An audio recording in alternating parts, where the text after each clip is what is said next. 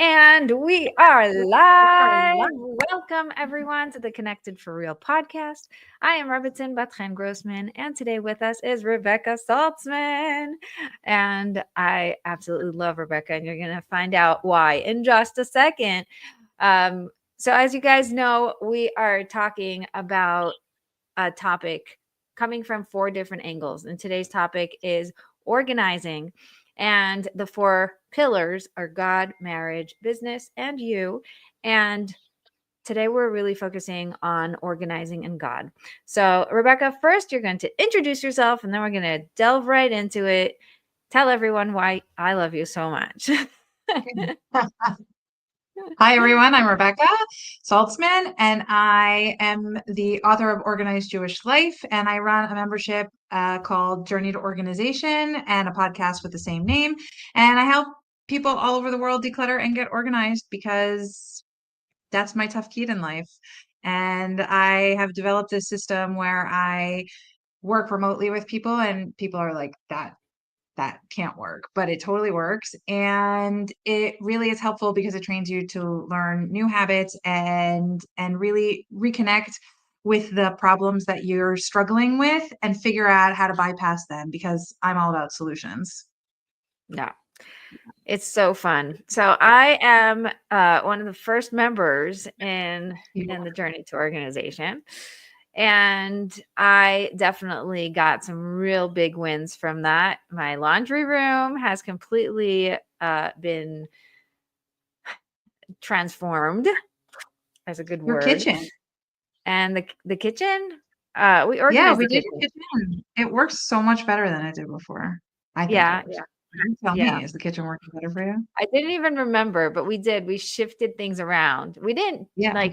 when I think of the laundry room, I think of the fact like I actually had shelves made and I actually raised my washing machine and dryer. Like I think of physical things I changed. But in the kitchen, we just changed things like from here to there. Like, all the aluminums used to be on this side and now they're on the other side. It makes total sense and it works much better. But I don't think of that as like a big transformation. But yes, it definitely was a big That's deal. funny that you don't think of it that way, actually. Yeah. I It's feel very like it's those small changes that can move us forward, and sometimes we don't even notice what like a little tweak can do, and it makes a big difference. right. You know how I think it's because things are in flow that I don't remember how uh choppy they were. That's a very I interesting. can't remember how bad it was. I get it. Yeah. I get it. That's a good thing, I think. That is. So I brought Rebekah here because organizing is her specialty, but also her connection to God and her ability to merge the two, living as a religious person who is trying to observe all of these things and organizing yourself within all of that is hard for a lot of people. And your book is all about that. I love that you have checklists and you have explanations about every single thing and how to get, a handle on living a Jewish life in an organized manner. So that's super awesome. Thanks. You're welcome. So let's get into it. So I'm not gonna profess to sit here and be like, I know what God wants, because I don't. But what I will say is that if you don't make space for God, then he has no space to come into your life. So clearing out the things that aren't useful to you helps you find that space to have God in your life. More than that, though, it allows you to align with your 4 pillars, which is to, have space for yourself, have space for your marriage. And also, if you have a business, to have space for your business. Because when you're not taking care of stuff, you can focus on other things that are more important to you. And the thing about life, and this is true for everyone, I don't know one person who this isn't true for, is that no matter how organized you are, you can't delay or push away the onslaught of stuff that just comes at you all the time. So the idea is to be able to be flexible and to pivot around all the situations that come into your life. And when you have that capability, you are stronger in all the areas in your life. But to me, the only way that you can really have that skill set is by not worrying about things.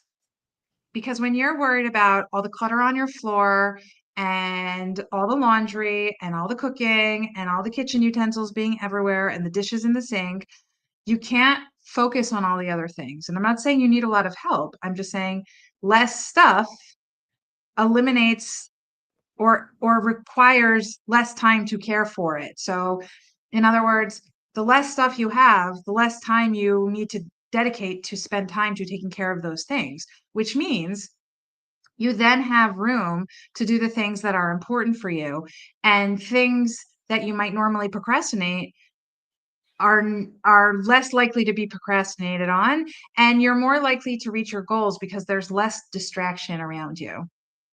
Right. Right.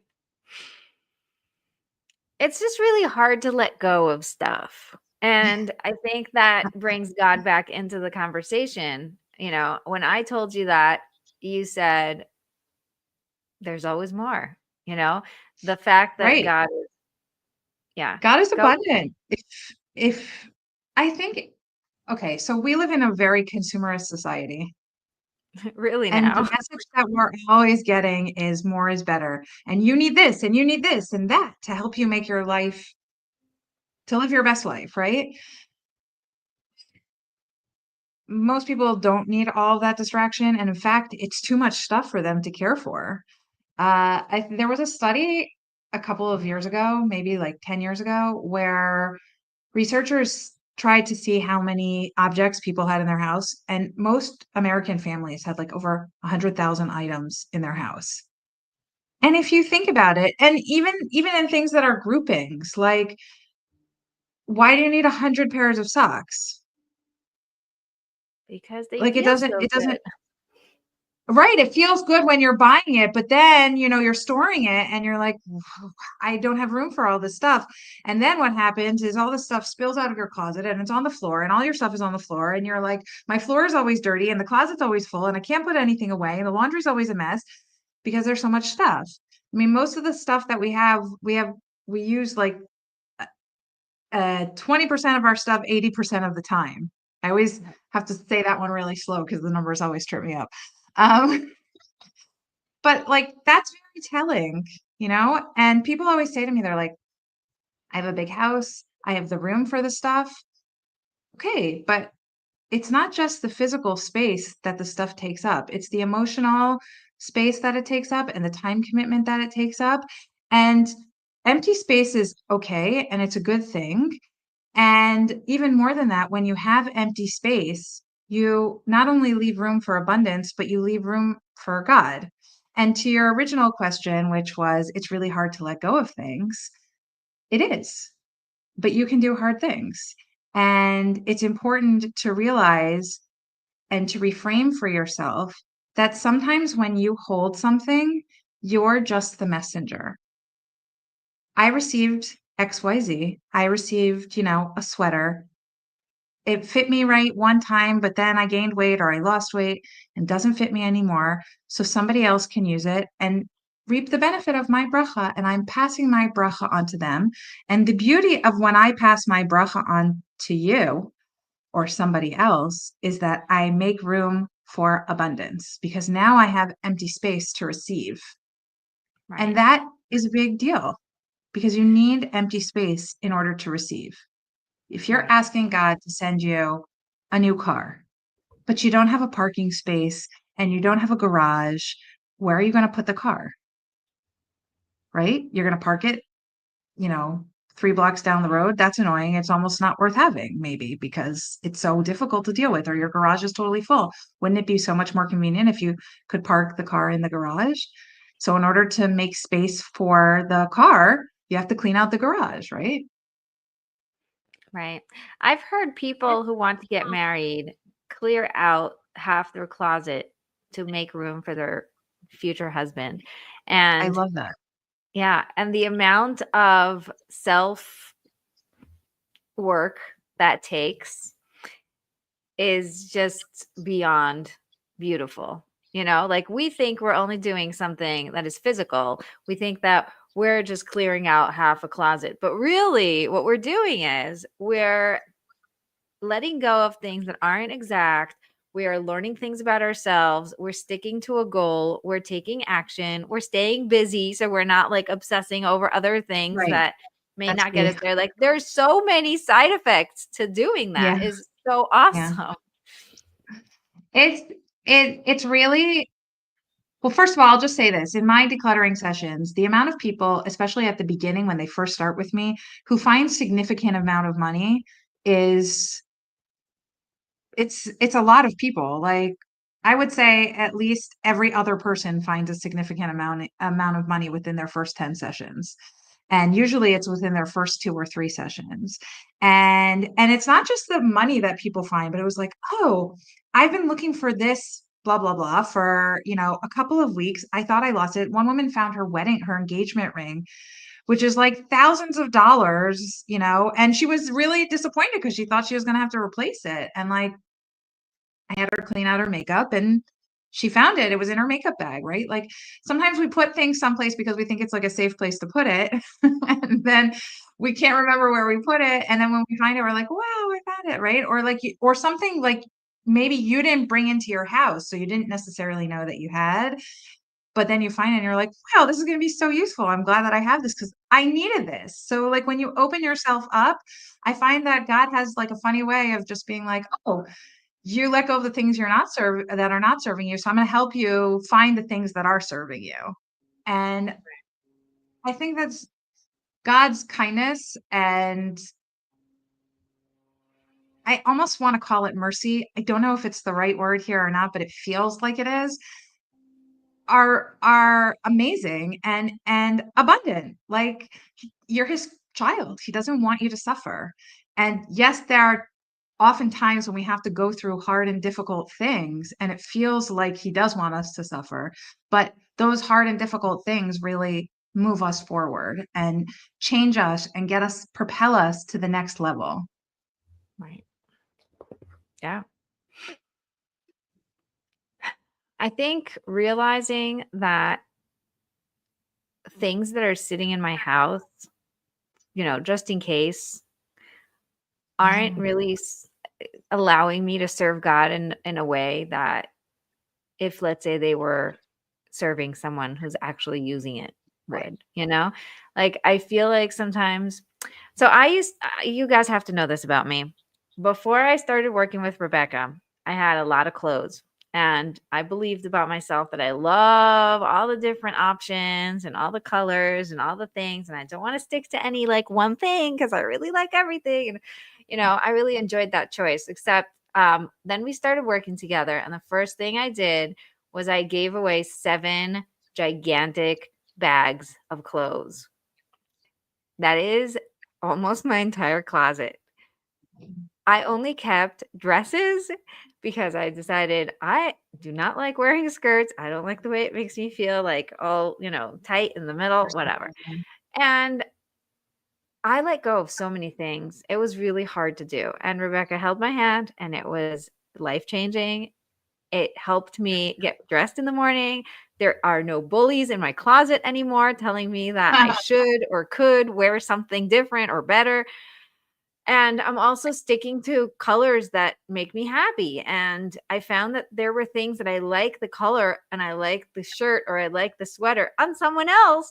But then when I wear it, it doesn't look so good or it doesn't make me feel so good. So Right. I was it was making me feel bad about myself every time I looked at it because it just wasn't right for me. So I Right. gave away 7 bags of my clothes. And of course, now it's a lot smoother. I have a lot less stuff. And how does that make you feel like when you open your closet? Oh, I'm so excited. I'm so excited. My closet works for Relieved. me. My clothes work for me. It's so fun. And I highly recommend you do this. Everybody should do this. Um, get get through your clothes and just do this and it's hard. It's hard to do by yourself. It's hard. I've done this before by myself, but never in a system that you teach and never so thought out that there is a plan and I know where I'm going. So that was extremely helpful. But then the next step was I realized I had a lot of baby clothes that I was keeping because I have a lot of babies. So it makes sense that you keep the baby clothes for the next baby, right? So I ended Right. up, I have four girls first and then a boy. So I had all this girl stuff that was four girls in a row. And then I had a boy. So then, then I had a girl and a boy and a girl. So, but it ended up being that I'm actually keeping things for a lot longer than I'd like to, Right. because if the next one is a boy now, that means that by the time this boy is 6 years old, I wanna have clothes for him. That does not make sense, you know? Right. Like, I was saving things for many, many years, and it was weighing me down a lot. So, Yeah. I gave a lot of clothes away that were perfect condition, beautiful things. Like, I felt like it is so hard to give away because, like, it's easier to give the junk out. You're like, "Oh, this Right. thing could go to the garbage, but maybe someone else can use it, so I'll just give it to the gemach." Like, that's not very nice or fair, but it's easier for us to do. And when you look at Right. something that's like, "Oh, this is Carter's, and I just wore it twice," and, like, the little kid grew so fast, and, "Oh, what am Yeah. I gonna do?" It is so much harder. Well, you know how I feel about the just in case, but I'll say it for everybody else. I mean, holding on to things just in case to me is a lack of faith and belief in God. And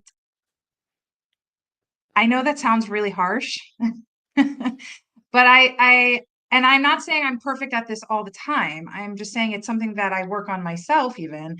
But the truth of the matter is when you say I'm holding on to this just in case, and you don't have a real tangible time when you're going to use it again, then you're basically saying to God, like, I don't believe that when the time comes, you're going to give me what I need.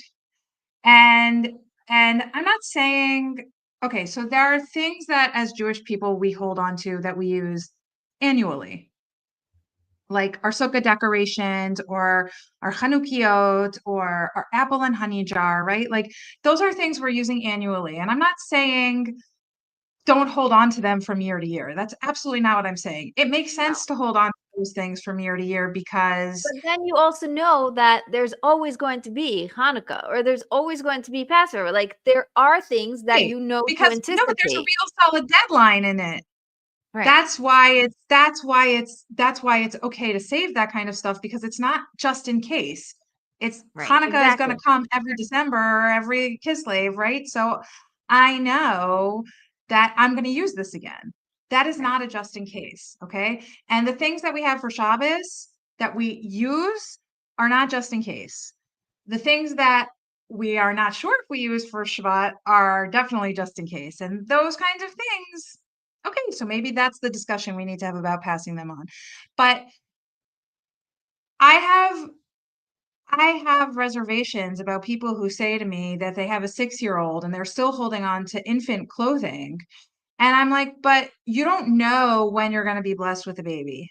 You might be trying, but it could still be another year. And then you have to hold on to like all these clothes for all this time. And so much could happen within that time frame. And clothing, even though we don't necessarily think of that this way in storage, clothing in storage does kind of have a shelf life because it's sitting there collecting dust. It can get bugs, it can get water damage, it could get mold.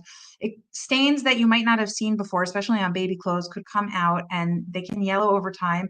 The elastic can wear out. Like if they're not being used, they're serving no one and they're not serving their purpose.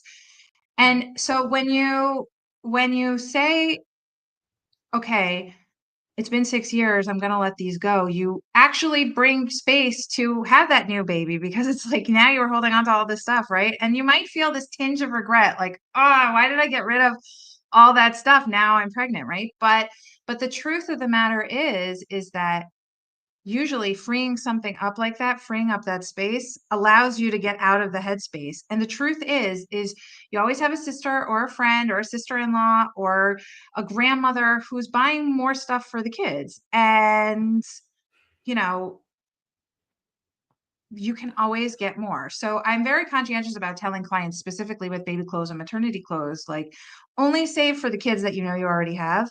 And even within that, be very conscientious about what you save, because you don't want to save too much. And most people have too much of everything in every size.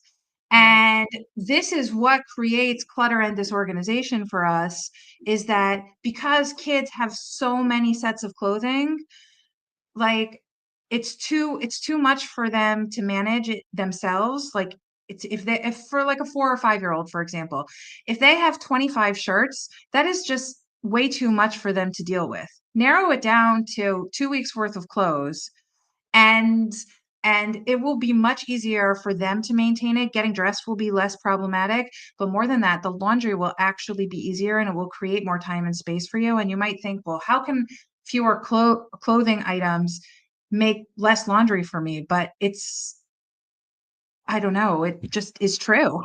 It's Because magic. it's easier to, let's be real. I mean, if you have small kids, you're running the washing machine several times a week, if not every day. I mean, in Israel, we don't even have small kids and we run the washer almost every day. Like it becomes easier to take care of your clothes when it's easy to put them away and you have the space to put them away, because like I said before, you're only using a very small percentage of the clothing each time, like at all. So having more of it doesn't make life better.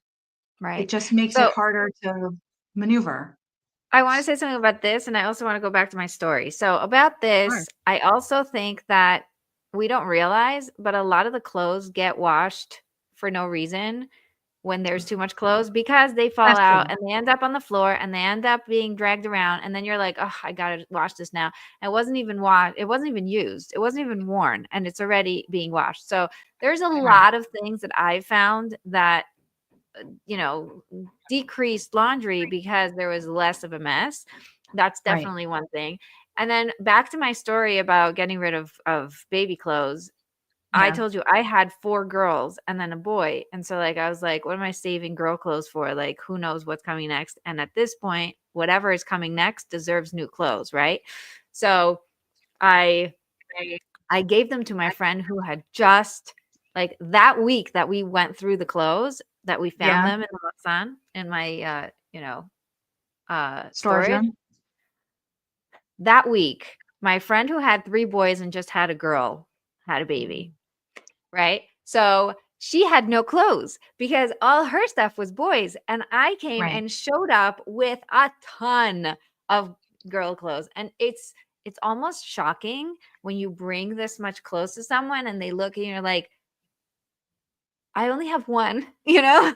Like, I only have one baby. I don't know if she can wear this, even if she wears one every day for the rest of her life. Like, there's so much clothes here. And it made me realize how much clothes we have, you know? Yeah. It's really a lot. So I Oh, wait, can I start interrupt you for 1 second? yeah. Doesn't it feel good to be the messenger? Mhm. Like, don't you Yes, feel like blessed that you're passing on the blessing to somebody else? totally. But one thing I just want to say about that is that a lot of times people get hung up. They're ready to get rid of the stuff, but they want it to go to a good home. So what I always say to people is God can do anything. He can get it where it needs to go. Take it to the donation spot. Whoever needs it will get it. Right. Like, don't Yeah. worry about it. Like, let that be God's problem. Like, be like, God, this is your problem. I'm gonna just hand it over to you. I trust you. You'll get it where it needs to go, or someone will call me saying they need it, or like, but I'm gonna plan on taking it X place on X day, and then I'm gonna, be like, this is your thing. And Right. It's letting go the it makes a control. big difference to pass that burden on to God and be like, you gave me this bracha, you gave me this blessing, and I'm gonna say thank you so much for this blessing, and I'm passing my blessing on to somebody else, and I'm gonna let you get it to whoever needs it, because I don't know who needs it. Yeah. And that's a big Yeah, deal. it's really cool. So ever since then, I've been giving away everything. I don't Mm. save anything unless I know 100% that next winter I'm going to need it, or next summer this next kid is going to need it. So at this point the teenagers are, the top 4, they're all sharing Right. clothes. So it's Right. no longer a thing. Like they already are old enough to go through their stuff and give me bags of giveaway. I don't have to go through it. But with the boys and the girls that now I have alternating, so I'll save because there's so many years apart because there's a kid in Right. between. I'll save things if I know for sure that it matches up or that it's really worth saving. But for the most part, I'm giving away all of the baby clothes. I'm giving away everything. And it's really hard. It's really hard because this baby number 8 got a lot of new clothes and a lot of beautiful blessings and a lot of wonderful things. And you think to yourself, like I finally have all this good stuff again. Like, why am I giving it away?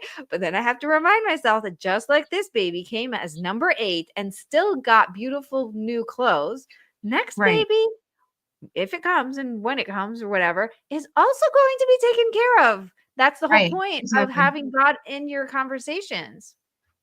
So let me ask you a question. Do you feel that with this baby, you had fewer pieces of clothing? And if yes, was that okay? Like, was that a comfortable number? Yeah, so I felt like a little disoriented at first because I thought I had clothing for newborn somewhere. I just couldn't find it. So I must have it still might be somewhere. I have no idea where it is. But I thought I had newborn stuff. So when I was like gigantic pregnant, I suddenly realized I can't find it. So I ran around and I tried, looking for things. And that was disorienting. And I think that the the realization that I have nothing made me a lot more open to finding and figuring out things. So I ended up having a lot of clothes. Not all of it was exactly what I wanted. Like I really like the Mhm. one piece with the zipper or with the, Right. the snaps. Right. I don't like putting on pants and shirts. Just like I don't like wearing them, like, two piece. I don't like putting them on my babies. I just feel like it's Right. extra things. So I kept looking for one piece things and it was hard to find. And I thought it would be much easier in the stores too. Like it was just harder to find one piece things. And I don't know why that is because shouldn't they know, designers out there, that like one piece things are so much easier? Um, so it was a little bit complicated, but then when I caught myself and I was like, okay, it's not about me. It's not about me having to control finding it and whatever. I will let go and it will come. So it did. I did end up having everything I needed. This baby did not go, uh, you know, naked anywhere. Right. And then when I got more clear on what I want, I gave a lot, anything that was tops and bottoms, I gave to the daycare so that they can have spare clothes. And Right. my mother-in-law ended up ordering the things I asked for, like the one piece things. So she bought like, from America and she was able to send it to me. So I feel like I ended up having way better quality stuff than with some of my other kids, but it took a little bit of organizing on my part to just like get my act together to know what I want and what I need. Okay. So that is like a big key phrase. A lot of people feel like they feel ill at ease about letting go because they don't necessarily know what they want in the future. Like it's hard for my daughter. Actually, my daughter is a champion declutterer. She's she's really great at it, but like she does tend to hold on to things even if they're not in great condition anymore, only because she's like she really doesn't like to go shopping. I know. And Me too. she knows what she wants in her mind, but like it's hard for her to find it or to find the size that fits her, and she doesn't like the actual, going shopping. Right. And so in those situations, it's not a hoarding sort of situation. She's just holding on to it because like literally it's her last resort. And it's not I'm worried that I won't get what I need, but I'm actually still using it even though it's not in good condition. And that is like a totally different slant on this side of I would, things. yeah, I would say in that case, don't get rid of it before you find a replacement. There are things that I have found myself wanting to get rid of, and realizing that if I get rid of it, I will not find a replacement easily enough. So I make it my goal to find a replacement first. Right. I mean, look, is it a foolproof that, just because you create space for something, God will give you that thing or something else? No, my belief is God always gives you what you need. And if he doesn't give you what you want, it's because you didn't need it. Sometimes we're blessed to get both what we need and what we want. But a lot of times that's not always a blessing to get what we want. Right. I've always tried to go down the path of, not always, but I try to go down the path of, if it's good for me, it will happen. And even though it doesn't feel good when there's something that you want and you don't get it, I have to hold myself to the belief that just because I didn't get it doesn't mean that it was the right, like it means that it was not the right thing for me. Maybe the timing isn't right, or maybe, not getting this one thing means that it sets me up for something better down the road. Uh, and I think that oftentimes we get confused with the material bounty that we have versus like the spiritual bounty that we need.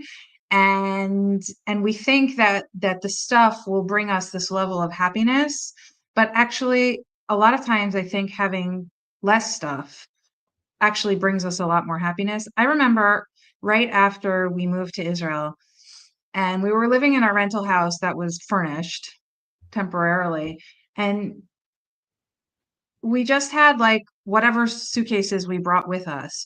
And I remember feeling like completely calm and at ease, even though it was a new surrounding with a new language, a new thing, like new products to figure out, right? And new systems to figure out. It was like Mhm. I had my sheets, I had my towels, I had the soap, I had my clothes, right? Like I had the basics were covered. And even though I didn't have all of my stuff with me, it still felt really good to be in that situation with less stuff. And I really don't know anybody who's moved to Israel in that kind of situation who said to me that they didn't actually really enjoy that time period with less stuff. It was actually hard for them when their containers arrived with all their extra stuff, or their shipments arrived with all their extra stuff, and then they realized like just how much stuff they had. And it's true, there are sometimes things you can't put in a carry-on bag that makes you happy. Like when my artwork got hung on the wall, that really made me happy. But But you didn't if need it. I didn't have a good percentage of the stuff that I have, would it be the end of the world? In fact, I told the shipper, I said to him, listen, if you put my container on the top and it falls into the sea, I'll just collect the insurance money and move on with my life. I'll be happy. And he was like, are you serious? And I'm like, yeah, I'm moving to a new country. It's an opportunity to get a fresh start. Almost everything that I have, I can get something else. It might not be the same, but like dishes are dishes, candlesticks are candlesticks. Like, would I be a little bit upset if my artwork and my candlesticks fell into the sea? Yes. Would it be the end of my world? No, because there's more of those things. Right. And it might not be exactly the same, but it doesn't mean that I can't create a beautiful home even if I don't have those things. And Right. so I think it's really what it comes down to is reframing this conversation we have in our mind, like it must be these things. And that is a very limiting belief. Like we limit ourselves when we say it must be this way. I had a problem, like a technical problem yesterday. I've been having a lot of technical problems actually this week with some of the systems and automations I have in place. And by the way, I'll just say this because even though I've been having so many technical problems this week, I'm still a really big fan of outsourcing and automation. And I really think that having these kinds of systems in place frees up a lot of time so that you can focus on God, on yourself, on your marriage, but also because it makes your business run more smooth.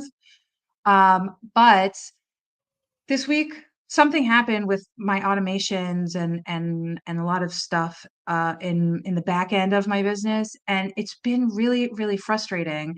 And I sort of like I said to the person who's helping me, I'm like, I need a simple, cheap solution, like a workaround. It doesn't have to be like the final answer. It just needs to be. And she's like going, no, this is the only way. This is the only way. Finally, I woke up this morning and I'm like, that is not the only way. And I figured out like another solution, and it took me 45 minutes to fix it. And that was it. And what she had been proposing was like 3 or 4 hours worth of work. And is my solution like perfect? And does it fit the underlying, like fix a larger problem within the automation that was happening? Not necessarily, but it solves the problem in a very big way in the automation that will save me a lot of time. And Right. I can add back in those other elements later on, but this way I can finish what I need to get finished. And it only took me 45 minutes, and I did it by myself, and it didn't cost me $850 to fix it. And it felt like such a relief. Like we get she was like bogged down and seeing it like this is the only path you could take to get the result that you want. But Right. really, there is almost always another way. And it might not be perfect and it might not be the solution that you were hoping for, but it works and it's good enough. And I think one of the big things that we, as Jewish women, as women in general, as mothers, as wives, as businesswomen, is we get bogged down in this perfectionist vibe. And we're like, "Oh, I'm only going to do things that are perfect." But I'm not perfect. You're not perfect. No one is perfect. We can't do things perfectly all the time. Even if it's 99% right, it's not 100% right. Like there's always something that's like a tiny bit, that you wish was a little bit different, right? So my point to you is if you let go of the perfectionism and you're just happy with good enough and you start chipping away at problems in your business, in your home, in your personal, like in your relationship with yourself, if you start just chipping away slowly, slowly, slowly, it makes a really big difference. You're a lot more productive. You get more out of every situation, and everything makes you feel so much happier. Like I went to bed last night really upset because I was like, nothing is working and nobody is giving me solutions and everybody's just focusing on. And I woke up this morning and I'm like, I know the problems for this. I mean, I know the solutions for this.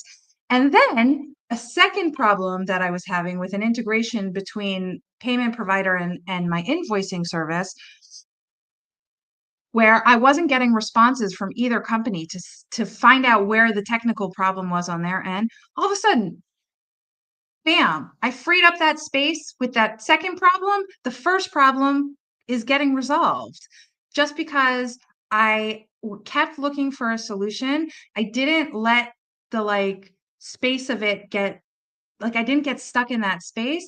And I said to myself, like, okay, I'm going to bed, I'm gonna sleep on it, and tomorrow things will be better, right? And I just let it go and I let it be God's problem. And I was able to then receive like a download almost. And I actually think that it's super related to this week's Parsha, which is that this week's Torah portion where Jacob is down, he's fleeing from his parents' house and he's going to his uncle's house, right? And he goes on the road, he's on the road, and God forces him to lay down and to sleep. And in that sleep, that's where he has vision. And Rashi says there, one of the medieval commentators says that you don't, Jacob was always busy learning and he never slept. And he was always waiting for God's revelation while he was awake. But the simple act of going to sleep like lowered his level of consciousness enough that he was able to receive God in a dream. And when he woke up, he even acknowledges that, like, oh, I've just been in a holy place, right? And it is so key and important to that we get like hung up, like, I can receive God this way, right? But maybe the alternative is really this way. And the Right. alternative might actually work better. And so it's really important to reframe those scenarios for yourself. And when something happens, especially with an organization, because I feel like I'm an organized person, right? But like these situations just came at me and there's nothing I could do. And so you spend time investigating, and it's true, you're spending time, and you have to flex and pivot to fix these problems that are coming up to you. But sometimes when you say, okay, I did all I can do, I'm going to go to sleep. I'm going to let it be God's problem. And in the morning when I wake up, things will be better. Like, Right. is that going to happen every single time? No. But it gives you like the space to pull away and look at it from a different perspective, which often is what moves us forward. It's that different perspective. Right. Yes. So true.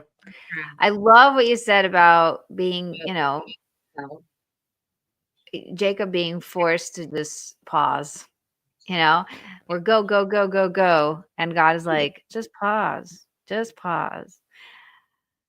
God is in the And pause. there's whole like lines of commentary about talking about like the pause in the dark, and God actually brings the night early. Some commentators say like he brings on night early just so that he can pause. That's So interesting. like As I felt compelled after like I finished my sessions last night to go on and keep working on the problem until finally I was just like, you know what? No, I'm too frustrated. I can't, like, no. And like that's amazing. that That's was the amazing. solution, just to This is pause. this is so powerful. I think everything we've said so far, connecting to the fact that God is in control, He is abundance, He is the source of abundance. Um, when you let Him in, He takes over. And when we try to hold on to the control of, I need to make sure my kids have clothes, I need to make sure that we have this in case of emergency, I need to make sure that, right? So it's like all about you and being in control and thinking you're the one who made sure we had this in case of emergency. But like, are you able to let go of your solutions and your having to have it all just right, perfectly in place, and letting God show you that actually there may be a better option. In case of emergency, you might not want this half broken thing. Maybe you'll want a brand new one from your neighbor who just happens to throw it out, or whatever it is. Like, there's going to be all these, like, we call them miracles or synchronicities, or random things that are definitely not random, that are going to happen for you to suddenly end up in a better place without having to hold on to it, physically I and mean, emotionally. what happens if in an emergency you can't access your stuff? Like, I'll give you an example. On October 7th, I mean, I live in Israel, and on October 7th, it was Sukkot, and we were visiting my father in the United States, and we got stuck there. So, right then in October in Maryland is like when the seasons really start to change, right? And so we didn't really bring appropriate clothes. Well, I had all my appropriate clothes in Israel, but I didn't have any appropriate clothes there. Like, I'm holding on to them. Not, I wasn't even holding on to them just in case. I can be certain every year that winter will come around, right? But Hmm. but in the short term, like, I didn't have what I needed. I had to get what, new stuff. And thankfully the thrifting in where my dad lives is great. And I put out a shout out in like a local Facebook group, and I'm like, these are the things that we need that we don't have. And the community was like, great. And they dropped off stuff at our house. And it was great. And like, you go in like a panic for a minute and you're like, I don't have this and I need it. And all the emergency planning in the world is not gonna help you if God doesn't want you to be in the situation where you have access to it. Am I saying don't emergency plan? Absolutely not. That is not what I'm saying. It is incumbent upon us to plan for emergencies. Should every Israeli have like a go bag? 100%. Should we have like some food stores? Yes. Should we have clean water and reserves? 100%. I'm not saying don't have those things. I'm just saying there's no guarantee that even if you have those things, you'll be able to access them in case of an emergency. And you Right. have to be prepared for the fact that even if you do your part, your ishtadlut, you may not have what you need exactly the moment you need it. But that doesn't mean that it won't come to you. And this is something that I work on very, very hard on myself. You have to sometimes have patience and give God a minute to get to you. Like sometimes there's a line. You just be patient, wait online. Like it's coming. And I believe that it's coming because it's coming. I I love that you say to have patience. I do not think that there is a line. God is capable of getting to you exactly when you need to be gotten to. The Yes, but patience it's not part on your comes timeline.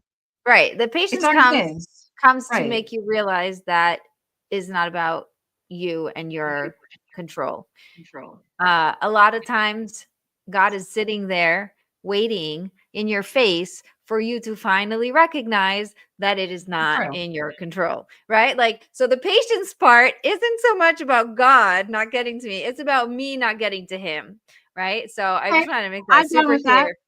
Yeah. I mean, I always think about it as like you're in line at a bureaucratic office and the person's like looking at you and looking at you and they're like, they're available, but they're just not serving you.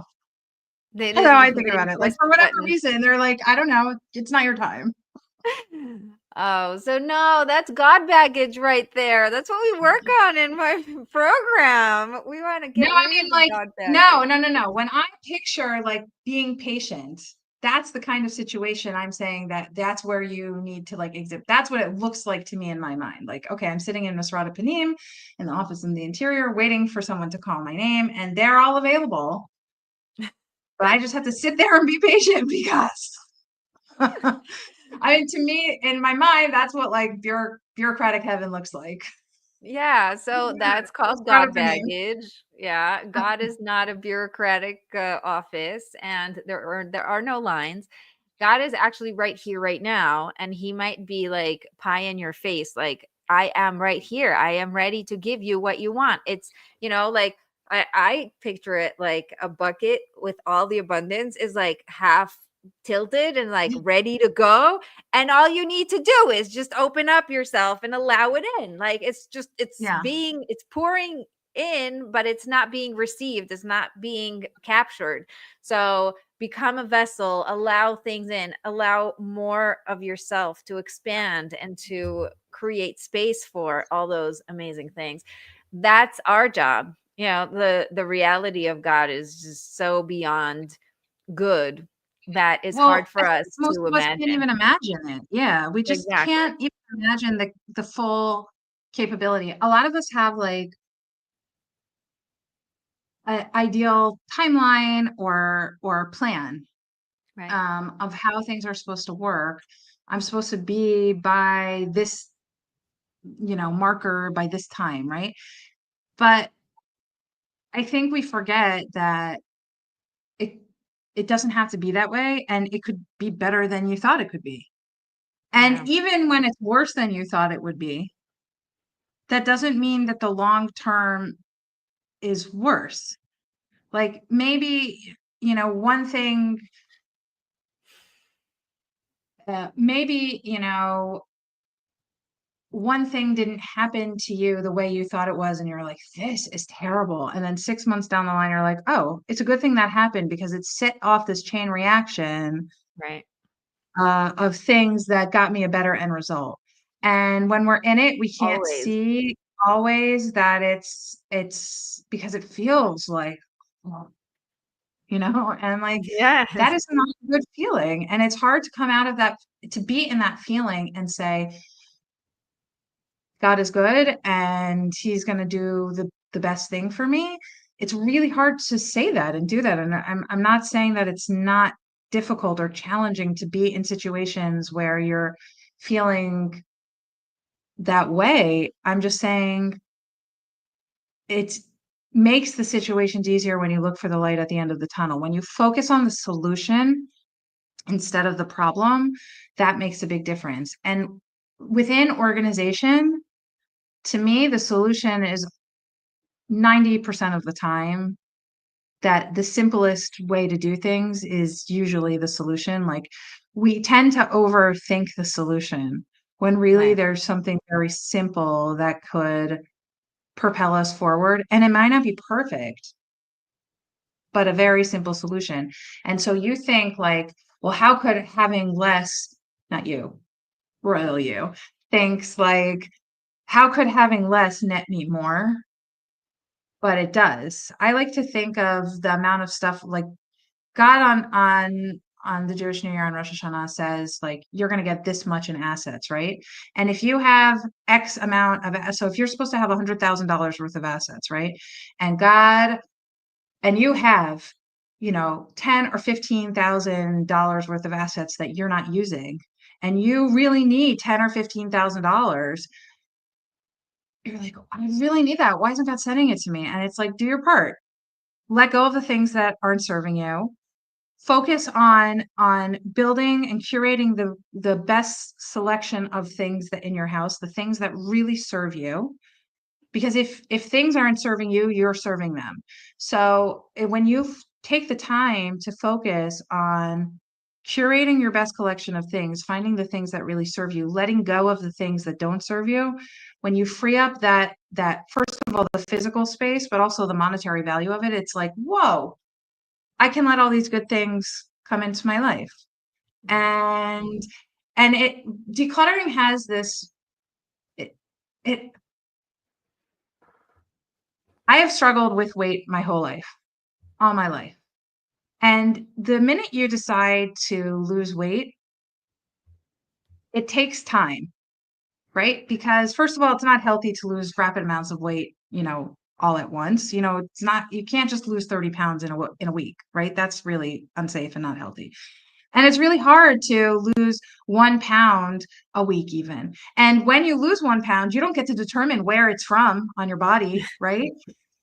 You have no control over weight loss. But with decluttering, you're in total control. Like you get to make the decisions about what you keep, what you toss. You can decide where in your house it's going to be clean and where you're going to have less and where you're going to free up space. And there is a lot of control. And the best thing about decluttering is you can decide to do it right now and spend an hour doing it. And that's it, just an hour. And it will make a big difference. Does that mean you will never have to go back to it and do maintenance? Absolutely not. But what it does mean is that you have the power right now, today, this minute, to go into any area of your life and say, I'm going to make space for something new and better to come to me, and actually make that happen right now. Will that thing come to you right now? Maybe, maybe not. I don't know. I'm not God. But you have the power to create the space for it now. And that is a very good feeling. It is an incredible feeling, and it makes you feel like you're 10 pounds lighter Yeah. emotionally, physically, You whatever it is. But I cannot tell you the relief that people feel just from having a clean floor. you know what's beautiful? You said something now that I think we have to double tap on. Can I guarantee that by letting go, you will get new things? Can I guarantee that by, decluttering, new things will come into your life? No, because I'm not God. And that's the same in everything that we're trying to create. We're like, you can create your reality, do this, this, and that. Yes, you can do your part in changing the dance and allowing for new things and creating space and all the great stuff. But at the end of the day, if you're doing it with this grabby, attached feeling and energy for the result, like I'm going to let go of half my clothes so that God sends me new beautiful clothes, and I need to have this one thing and I know what I want, and like very grabby and very energetically not aligned at all. It's going to be very hard for you to be happy at the end of this Right. tunnel.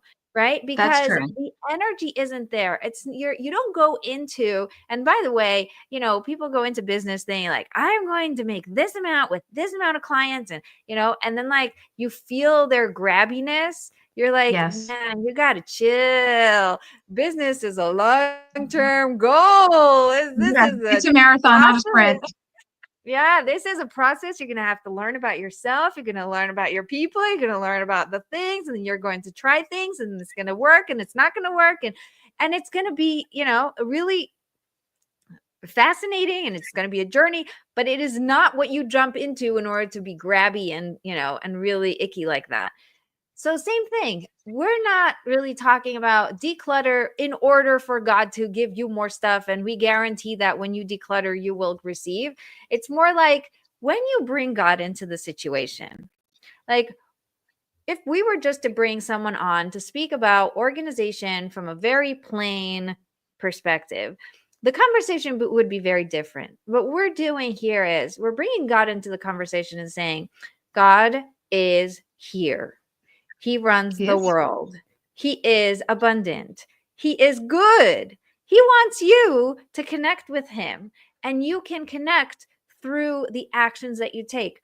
So if you are able to let go of the things that don't serve you, of the things that were once blessings and are now weights and are now, not a blessing, then help me out with a word. It's not that they're A not a blessing, it's that they're not a blessing for you. And that's when the messenger Exactly. aspect For of you, things it comes becomes a in. Like, weight. It becomes something to I have would to no, take care of. but it's just like with tzedakah. Sometimes stuff like the sages teach that tzedakah, if you have tzedakah to give, you should think of yourself as the messenger. So when you declutter, the same thing. Like if you put yourself in the messenger's position where that's your job to be the messenger, like even if it's used, as long as it's in good condition or it's something that somebody else really needs, like that is your new role. Right. You are now not the receiver of a gift, you are now the messenger of someone else's gift. And isn't that beautiful? Because it Yes. feels really good to give, and it feels really Yeah. good to be able to help someone else and make their day and assist them with what they need. And think about it. I, there was once my neighbor taught me this many years ago. She started this group where like they swap every month. They all bring their stuff that they don't need anymore, and they swap things and take from someone else's piles, like just put it out on the table. And she says the first couple of times you have all the garbage, like people are giving away the things they're never wearing, the things that aren't fitting right, the things that are not in good condition. And after a couple of months, you meet up and people are bringing their good stuff, the stuff they were saving for, okay, now I'm ready to Just a let gift. go of this, Yeah. brand new dress that I never wore because blah, blah, Yeah. blah. And then it gets really fun because at first when you're decluttering, there's so much stuff you have that it's easiest to go for the easiest stuff. But then with time, you realize that there's things that aren't bad, but they're just not for me. This thing, it came into my life and isn't necessarily ugly or dirty or broken or anything. It's just sitting here and somebody else might be really happy using it. So let it go. Allow it to go on to the next place it needs Yeah. to bring its blessing. 100%. And I just want to be clear to your point earlier, which was, when you are decluttering, it's a process. People are really hard on themselves. They're like, well, it doesn't seem like it's like a big difference, or I only got rid of 5 things. I'm like, well, that 5 things that were holding you back before. Like it takes time to change your habits and change yourself.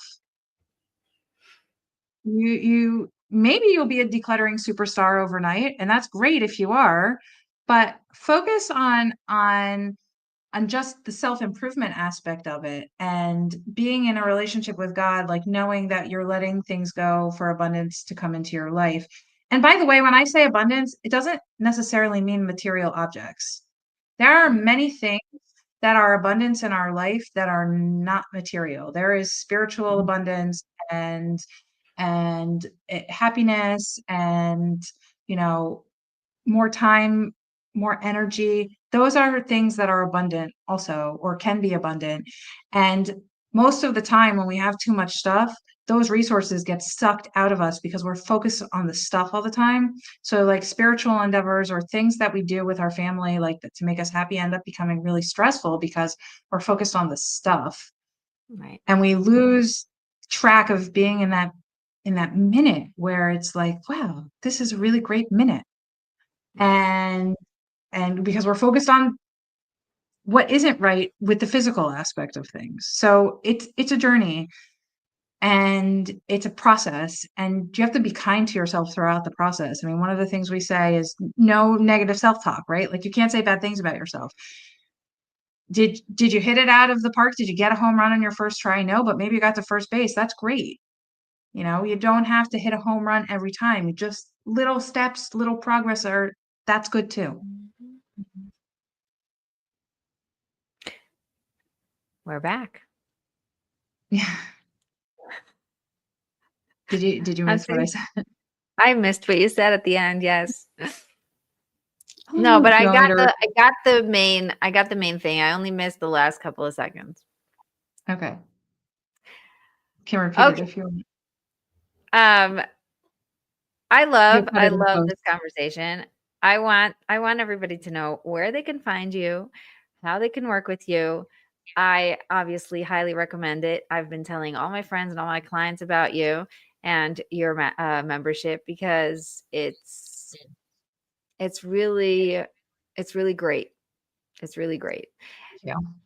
You're welcome. I really don't like putting out products that I don't feel like I would be satisfied. Oh, you can't hear me? I can hear you. I really don't like to put out, I really don't like to put out, is it me?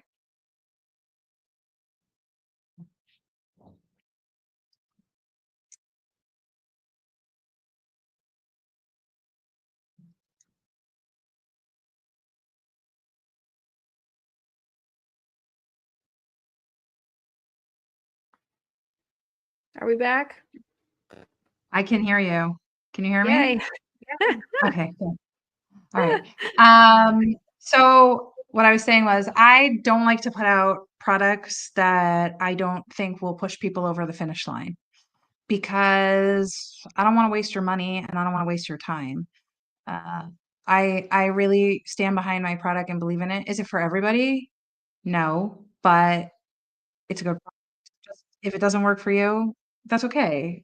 There's somebody else who will work for you. But if you do want to work with me, you can head to balaganbegone.com and you can fill out a free trial request for a session with me.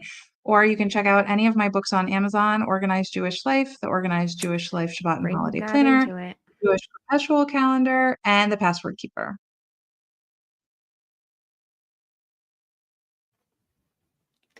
Can you hear me?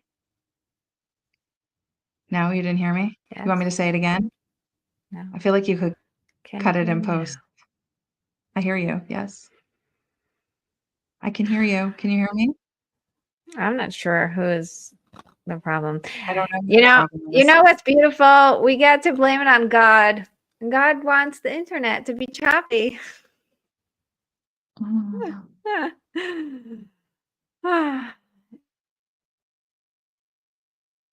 Oh, you're frozen for me. Okay.